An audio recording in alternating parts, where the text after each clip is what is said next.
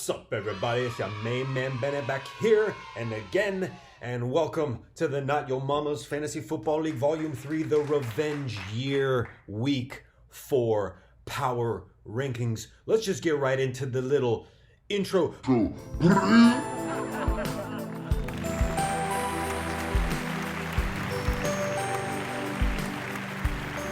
Okay. We made it another week. Thank you for joining me. Today I am in Medford, Oregon. I've always pronounced it Oregon. And that's where I'm at.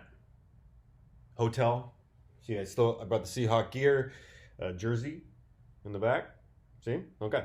Well, why don't we get right into it? First, we'll say the obvious. Seahawks win, baby! Yeah! Can you believe it? Can you dig it? They beat the Miami Dolphins. Is anyone surprised? I know I'm not. My upset of the week, I called that the Bears were going to win because I thought Nick Foles was going to do something, and he did a lot of nothing. So we're just going to get right into these Week 5 Power Rankings. Descending order from the worstest to the bestest, from the bottoms to the tops. And we're going to start with number 10, baby. We have Lil Russ X. That's right, Lil Russ X is in 10th spot. If he had played Odell Beckham this week, who scored a whole mess of points, a lot of points, 35.5 points in fact, he would have defeated me in battle, but it didn't happen that way.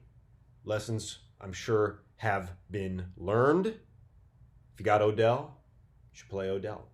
But there are plenty of bites left at the apple for Whitney to come back and just punch right back up. This is basically a 1-2 win. He's only 3 games back from first place. So we're still very tight neck and neck. But we're going to move right along. We're going to bust this thing out wide open. We're going to move on from the 10th spot to the 9th spot. The 9th place team is Cream Dudes. That's right, the Cream Dudes. Dudes are creaming. They're very creamy. And they are in 9th place. So, fortunately, Calvin Ridley put up 0 points.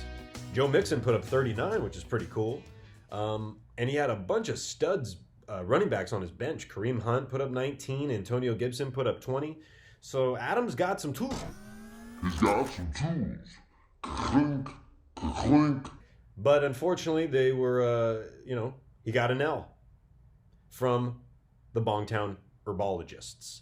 And it was a pretty close matchup, honestly, until Aaron Rodgers and Aaron Jones of the Packers fame went on Monday Night Football, did a little doodly-doodly-doo, and scored a whole bunch of points for Andrew, and that kind of sealed the deal. But this week, Adam does battle with Team Robs in a must-win contest, and we'll see who's going to win. I'm looking forward to it. We're going to move right along to the 8th place team. The 8th place team is Adventures of Robinson Kelso. Tanner's team, formerly the friggin' Mother Frenchers. C.D. Lamb was on his bench, scored 21.5 points, but it wouldn't have mattered. Now, here's the thing about Tanner. And maybe, just between you and me, Tanner can leave the room at this point because this might be a little cruel. Week 1, Tanner lost to Master Cook. Master Cook scored more points than anybody week 1. Okay, well, no big deal. We move on. Week 2, he lost to the Bongtown Herbologists. Andrew scored more points than anybody week 2. Well, no big deal. We move on. Week 3, Tanner got a win. Yeah, Tanner got that win against the Cream Dudes. And you scored almost 150 points. It's pretty damn good. But then this past week, you may have guessed it, Tanner went up against the Cook's Tight End Emporium, and I'll tell you, baby, that Emporium is cooking. Spoiler alert, Michael scored more points than anybody. So that all 3 of Tanner's losses have come at the hands of the best performing team that week. Put that in your thinking cap, because here's something else to think about. Tanner is currently the 3rd overall highest scoring team in the league. So this has just been some dumb bad luck for our man Tanner. And I don't know what's going to happen next. If history is doomed to repeat itself, Main Man Bennett, Commissioner Ben back here and again, Bennett's house, and Tanner have a little matchup this week. So I'm either going to lose big time, or I'm going to score more points than anybody this week. So feast or famine, feed your family. What are you going to do? Moving right along to the 7th place team. We have the Bongtown Herbologists, baby. Yeah. They're the first group in this very large 2-2 selection. A lot of teams are 2 and 2. And, he's got Aaron Rodgers, Aaron Jones. He's in the circle of victory. And, what can be said? You did good. You did pretty good. Scored 119 points this week. And he's going up against the Emporium. Best of luck. It's going to be a must-win affair for our main man, Andrew. That's right. We're going to move on to the 6th place team. That's right. 5 + 1 is 6. And it's Team Robs. Hey, Team Robs, looking good, baby. Tom Brady putting up 42 points. What the heck? Didn't see that coming. Austin Eckler putting up 1.5 points and maybe is done for the year. I know that is heartbreaking in several different platitudes for our buddy Evan, with what relationship he's got with him. So he goes up against the Cream Dudes this week. It's a must-win for both teams. Gotta figure it out. We're moving on, though, to the 5th place team without the 1. Make that go away, and we have the 5. The 5er spot, right in the smack dab in the middle of average. We have Master Cook. That's right. Allen's team taking a slight drop. Just one little spot, one little baby spot, one little goo gaga spot going down. Going down from the 4th to the 5th. But Allen shouldn't worry. He shouldn't be concerned. Slew of 2-2 teams. All it takes is one win, and bam, it's going to just start to separate. He's still got Amari Cooper, Lamar Jackson, and there's just the promise of tomorrow for Allen's team is bigger than some other teams, I would say.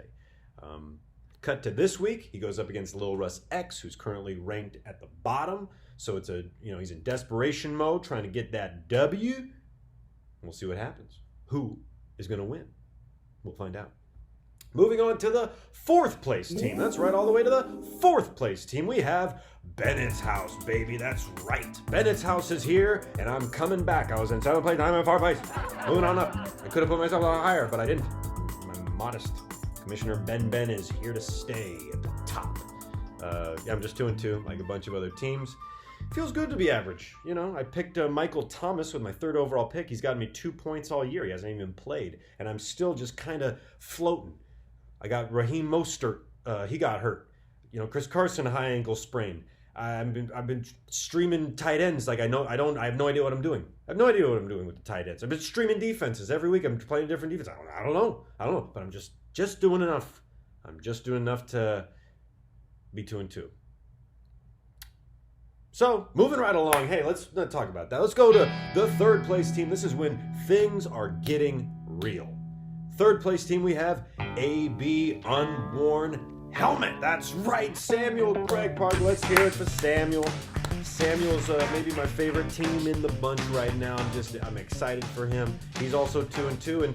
And hey, look, did he win? No. He's in it to win it. But did he get a win this week? No, he didn't get a win this week. But the reason I'm placing him so high is because I'm obviously a Seattle Seahawks fan maven. And Russell Wilson, God bless him. Russell is on pace to score over 60 touchdowns this year if he keeps on this insane pace that he's working out. It's a lot of spicy meatball touchdowns. And again, I think I've already mentioned this. I'll mention it again for the people in the back, for the people in the way back. During the fantasy football playoffs this year, the Seattle Seahawks play against the Giants, the Jets, and the team formerly known as the Redskins. How many touchdowns do you think Russell's going to throw? Just ask yourself that question, theoretical, inside the mind, rhetorically. Don't have to try and answer, because the answer is you don't want to go up against Sam in the playoffs. None of us do. I could deal with Lamar Jackson. I could deal with Patrick Mahomes. I could deal with literally anyone. I just don't want to deal with Russell. But we move on. Let's move on to the real cream of the crop. Let's get out of these 2-2 garbage teams, including my own. And we go to the 2nd place team, and it is Team Souza, baby. Let's hear it for Corey. Let's hear it for a little spin for Corey. Spin for the Corey. Spin for the Corey. Okay. Melvin Gordon scores more points than Patrick Mahomes. That's a lot of points. They combined for, about 50, a little bit less than 50. Top 2 slots are for the top 2 dudes, in my opinion. I think Corey's team, although it seemed it was going to be depleted, it's seeming like the COVID stuff and the injuries are just kind of starting to roughhouse the whole paradigm here, to be honest, and still going to have to figure something out, I think. I worry that it's just the beginning. It's going to be a really weird year. But enough about that. He's currently ranked 4th overall in the most scored points, and he takes on AB Unworn, Samuel's team. It's a battle of the 2nd and 3rd place teams here so far, and that's the real deal. Maybe you want to consider that DJ Chark. I like DJ Chark. He plays for a crap team, put up 25 points though. So crap teams usually have at least one guy that they just keep feeding the ball to, but can't wait to see that match. Good luck to the both of you. And of course, we then go... We go back, side, forward, in, this way, that way. See, I don't have wheels on my bus at home, so I'm just getting kind of maximizing this hotel room kind of office chair kind of thing. So we have the first place team, and it's Cook's Tight End Emporium, hosted by master manipulator, super fantasy guru extraordinary. His name is Michael Cook. Michael Cook, that is right. This is the notes I wrote. I wrote little notes for everybody, but I didn't really read too many of them. I'm going to read the notes. I said, we have the flag. The flag is being waved for you. The flag says Michael on it. His Emporium, it's full. Full, and he scored the most points this week. Let's go. Let's go, baby. This man's 4-0. Most points in the league over 4 weeks. He just seems kind of unstoppable, if you ask me. He's been outscoring his peoples by a very healthy margin. He takes on the Bongtown Herbologists this week, and I'm not going to lie. I see him get another win after that. Maybe he'll just run the table and win the whole damn thing and take his nice little girlfriend out for a steak dinner. And go to Texas Roadhouse. Only time will tell. I can't wait to hopefully knock him off myself. And you should have the same mentality, Mr. Desmarais. So, that's it, boys. Thanks for tuning in this week to the Power Rankings Week 5. If you don't like where you're at, well, figure something out and do a little bit better. Or, email one of the players and tell them to score a touchdown. But Commissioner Ben, of course, signing off. And